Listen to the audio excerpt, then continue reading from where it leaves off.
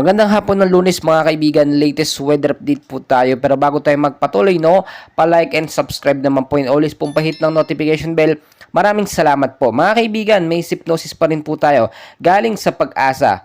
Easterlies pa rin po ang nakakaapekto sa eastern section po ng ating bansa. Uulitin ko po, wala naman po tayong bagyong binabantayan sa loob ng Philippine Area of Responsibility. Pero sa labas po, may mga kumpul ng kaulapan or mga cloud cluster. Kahit po yung Indian Ocean po, yung ibang kalapit na bansa natin, meron po silang sama ng panahon, which is wala naman direktang epekto sa ating bansa. So as of now, ang latest weather forecast natin at dapat po maghandaan, narito po, makinig po kayong mabuti.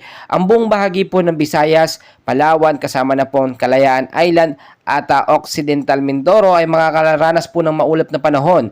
Ngayong hapon, posible pong magkaroon ng isolated light rains to heavy rainfall pagdating po sa gabi. Dulot po yan ng easterlies.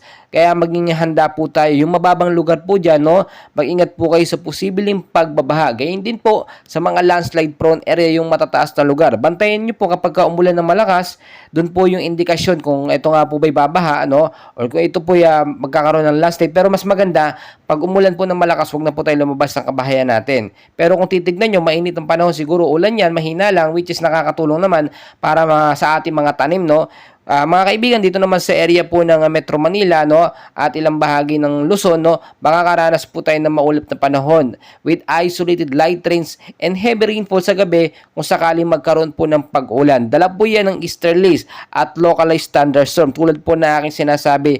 At lagi ko pong pinapaalala sa inyo, always know the weather before you go para safe at handa po tayo lagi.